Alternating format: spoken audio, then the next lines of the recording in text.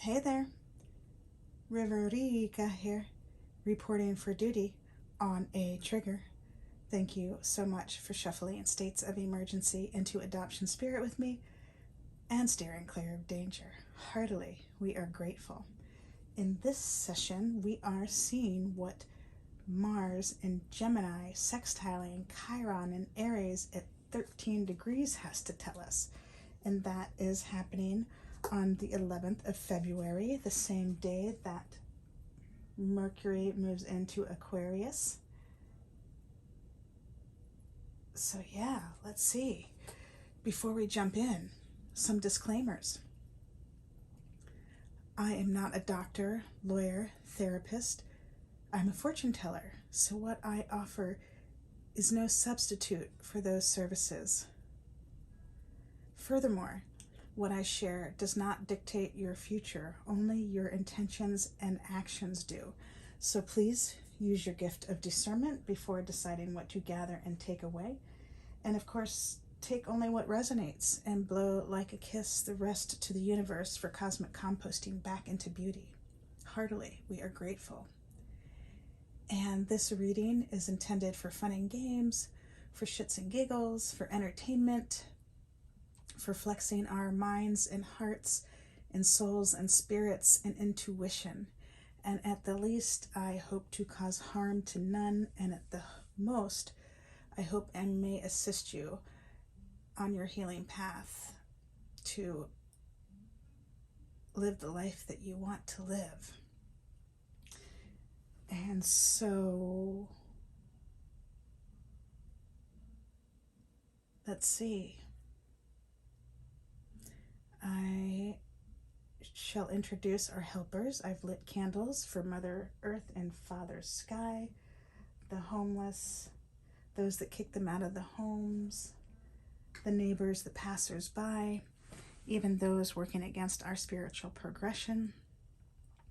I, of course, lit a candle for Source as well, and harmony, unity, and balance, and Archangel Cassiel, the Archangel of Saturday, when this astrological event is taking place, and a candle for our ancestors, as well as a candle for those who've crossed over to Father Sky by suicide, and the family and friends they left behind on Mother Earth, as well as the war-torn families, nations, and galaxies.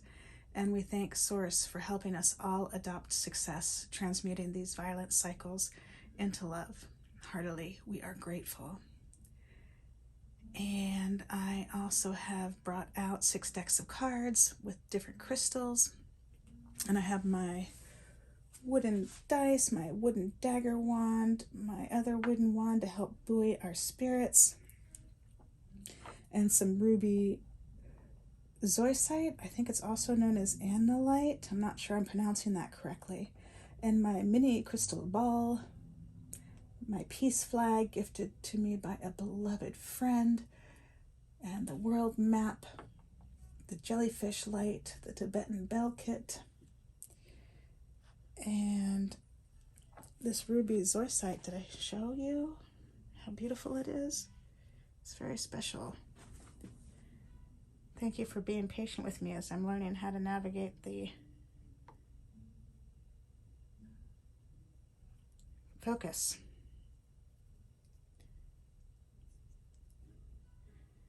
And I apologize, the light is not lighting us up. And we have this beautiful twin quartz helping us with our mother issues and clarity and our clairvoyance, our third eye, and the paragrams by Paramahansa Yogananda. And I invite you to find the Self-Realization Fellowship online, or if you live in LA, you might be able to visit the Self-Realization Fellowship at the end of Sunset Boulevard, almost overlooking the Pacific.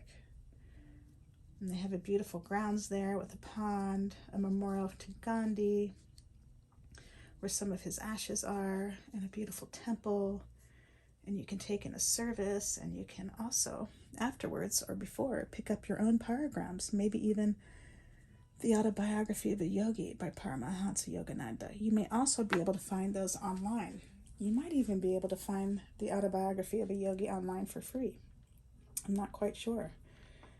It seems that sometimes it just happens that way. Like, I was gifted the book by a beloved friend, and that's how I came across it for free, and I was so grateful. Paramahansa is a friend of mine. And the second deck pile number 2, is the Tree Angel Oracle, The Ancient Path into the Sacred Grove by Fred Hageneder and illustrated by Anheng. And we have the beautiful rose quartz pyramid. And there's so much symbolism with the pyramid you can check out on your own. But in short, it's quite the transformer. And that rose quartz, so beautiful for unconditional love. And then on this third deck, we have a beautiful garnet. I think it's in a rhombic dodecahedron. But again, I'm going to leave the details in the description. And it's beautiful for grounding. And this deck, pile number 3, is the Cosmic Dancer Oracle by Tess Whitehurst and Sedona Soulfire. Oops. I tripped over my flip-flop. Pardon me. This is such a beautiful crystal. It looks black, but it's red, dark red. And then we have the Kali Oracle by Alana Fairchild, illustrated by Jimmy Manton, and this beautiful green calcite, which is making me think of forgiveness right now, but it's also beautiful for your heart chakra. Green calcite. And then pile number 5, we have the Sacred Geometry Activations by Lon, and the beautiful labradorite. Rumor has this that the stone was uncovered by soldiers during World War I, I think, on the border in between Russia and Finland, and I know that has changed many times throughout history, so quadruple check me. The borders have changed. And let me know if you've heard a different story about this beautiful stone. It's a transformer. You can see its glimmery shine. It's almost like Aurora Borealis. But then the other side, oh, that side's pretty shiny too. But you also see there's a darkness in it. So that's quite special. And then deck number 6 is the Living Altar by Kiki Robinson and Ilvadroma Marzana Radziszewski. And this is an oracle and spell deck for the Radical Witch.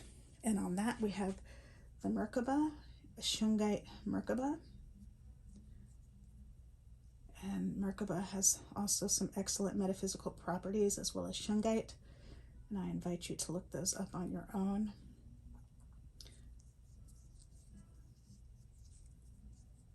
See where it resonates for you. Check 4 or 5 or 6 different sites. And so we're going to roll the dice and see what Mars and Gemini sextiling Chiron in Aries at 13 degrees has to tell us. And you might check out all of those signs and planets. And is Chiron an asteroid? Is it a dwarf planet? There's many different opinions. So I invite you to look up these points and planets on your own to see what resonates with you. And in short, Mars represents the divine masculine. He's all about action. And Gemini is the twins. It's about your day-to-day activities and your communication, what you do to get things done, to live the life you want to live. And short-term trips, like going from home to work. And the sextile is an interesting relationship, helping ease the way in some aspects. But again, quadruple check me about that sextile. And then Chiron is the wounded healer. And trigger warning, he was a child, a product of rape, and he was abandoned by his families, and so he had this emotional wound that he struggled with. And then he turned it into a strength and became a healer of healers, and was quite wonderful with his hands, and people were seeking out his help. And then he received a second wound later in life, a physical wound, and ended up in the stars as Sagittarius. And so I invite you to check out that mythology on your own and see what resonates with you. For me, the orphan and adoptee, with that emotional wound, resonated so much, and then physical wound later in life resonated so much. And it was so interesting to see those aspects. And so I invite you to do the same for yourself, to help you have fun on your journey, playing through the losses and traumas, to live the life that you want to live, to go from that crisis to survival, to thriving, to pilgrimage, to dreams coming true, to your blessed dreams coming true. So let us sage the space and ring the Tibetan bell before we do the reading. Roll a dice and do the reading. And so with this saging, thank you so much for joining me with this. I appreciate that so much, and hold the intention of love, and only love is what we shall see. Thank you. Heartily, we are grateful. You may also envision a white bubble of light around you, that infinite intelligence, that God light, however you call God or infinite intelligence, that's so full of love, unconditional love, to further protect our space.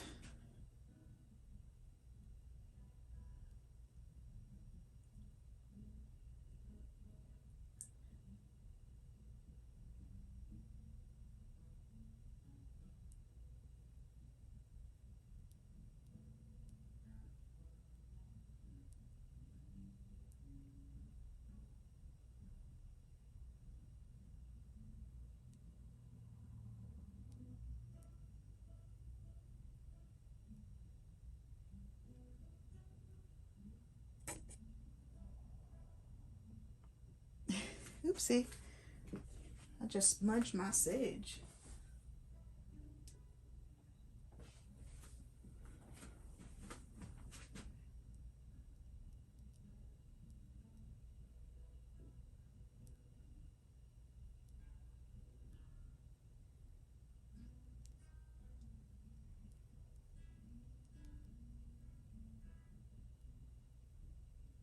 Thank you so much.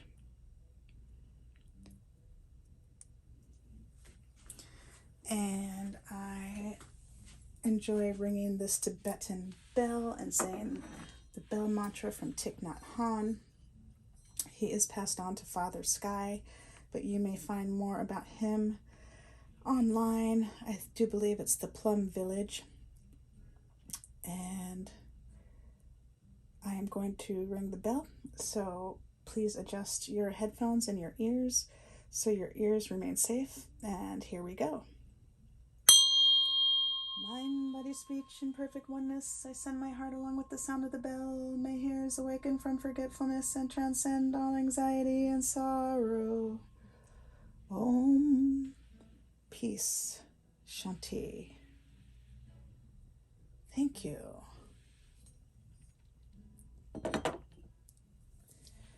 So we're going to roll the dice. See what Mars and Gemini sextiling Chiron in Aries at 13 degrees has to tell us about how to move forward, minding our business in the highest love and light. Thank you, Source and Spirit Team, for making this abundantly clear. Heartily, we are grateful. And we have the number 6. And 6, what a number. It is the number of service, and it helps us distinguish between light and dark and the choices we make between those two. And this lovely Merkaba is beautiful for protection. You may imagine it around you. You may imagine stepping into it and it's swirling and protecting you. Maybe it even has like a mirror cover on the outside reflecting back anything. So you're in this safe space. Anything coming at you that's negative gets reflected back as unconditional love and unarmed truths, perhaps. And that number 6 also helps us release the unconscious benefits of repetitive patterns and embrace more joyful ways of responding to life. It helps us defend against those times when other people are so grief-struck by loss and trauma that they lash out violently. Some people call that evil. But in my experience, I've seen that that is loss and trauma that hasn't been tended. So this number 6 helps protect in those instances when people are so grief-struck by loss that they lash out and take their grief out on you. Perhaps it's a psychic invasion and they're talking crap behind your back, or perhaps they're coming into your physical space and you need protection. And this number 6 helps defend against those situations and helps us maintain our integrity by maintaining healthy, energetic boundaries. And so that number 6, perhaps what it allows you to do is get out of the way. It helps you steer clear of the danger. You recognize it more. Oh, that person is so grief-struck by loss. They're coming to take their grief out on me, and I can get out of the way. I don't have to take it. And in the situations of orphans and adoptees, where our boundaries have been violated against our will time and time again, that number 6 may help us out, guarding ourselves, learning how to reestablish healthy boundaries, how to renegotiate our social contract. So instead of being a prescription for the adults involved to overcome their loss, it's more of an equitable, fair thing for everybody involved, and instead of more about the parents involved. And so I invite you to play with that a little bit more as it resonates with you. And let's look at the living altar and see what else Mars and Gemini sextiling Chiron in Aries at 13 degrees has to tell us. And that Aries is the ram. So much associated with that. You can research on your own, but what a powerful energy. Speaking of powerful energies, you are a powerful, loving, whole, full spiritual being, and so am I. And we thank your source and spirit guides and angels and galaxy guides, ancestors, saints and sages, gods and goddesses. The universe is here for the highest love and light as well as mine. And we thank your source and my source for shifting the situations into what they need to be, offering necessary insights, healings, acts of grace, and protection. And so it was. And so it was. And so it was. And so it was. Heartily we are grateful. So thank you for guiding this reading in the highest love and light, how to move forward, minding our business in the highest love and light. What does Mars has to tell us? What does Mars have to tell us about moving forward in the highest love and light as it sextiles Chiron? Thank you so much.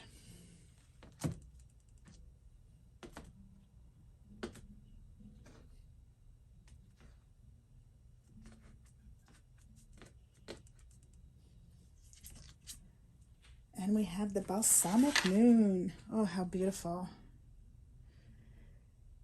This card is so beautiful. I haven't selected this one before. It looks like it has scallop shells on the bottom and a crescent moon and a starfish and some ammonites or some spiral shells.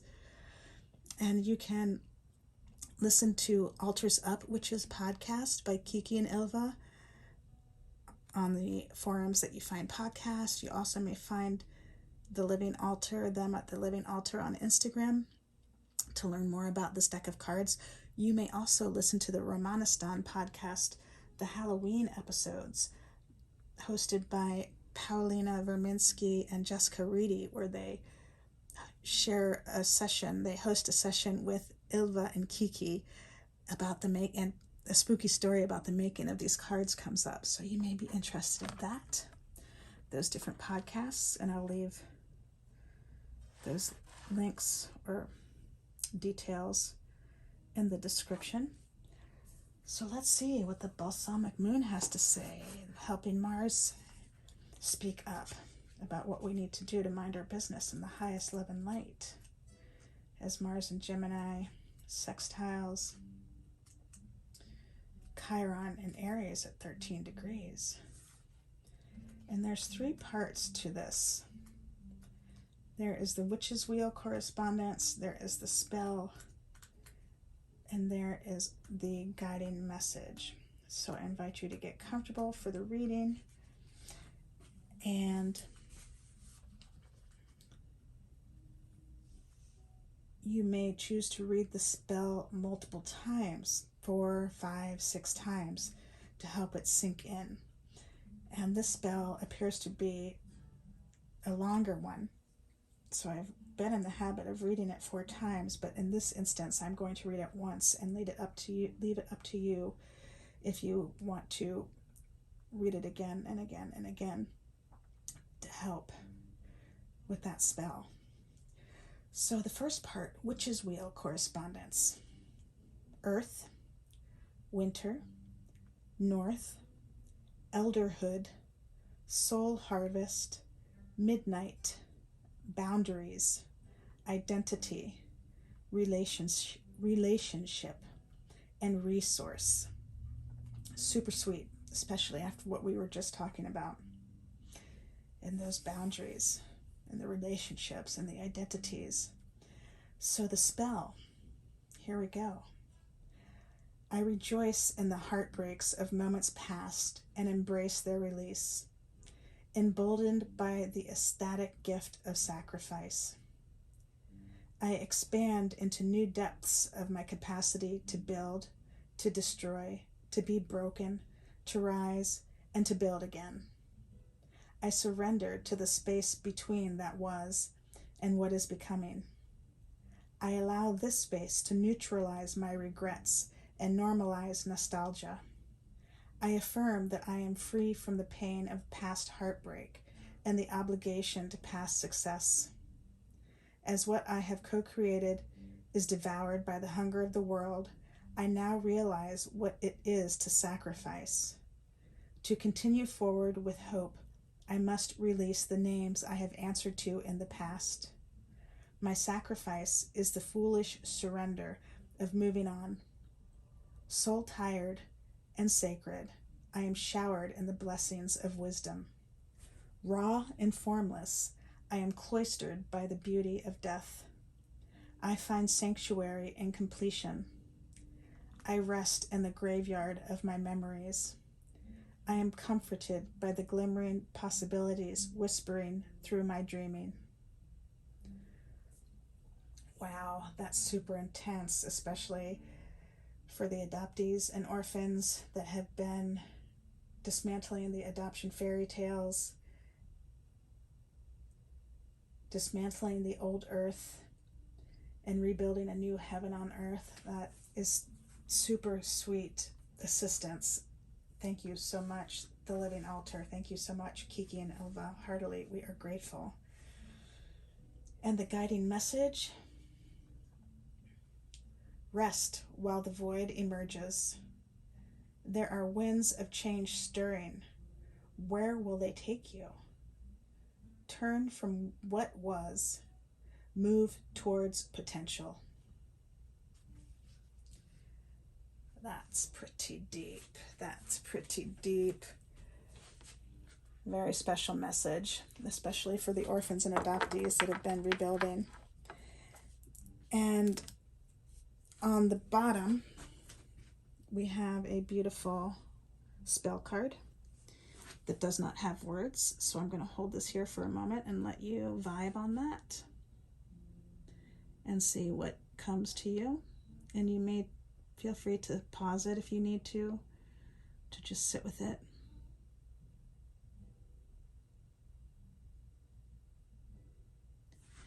And then I shall find you the title to that. And it looks like the hide of an animal with some fur and some cinnamon sticks and some red thread woven in there.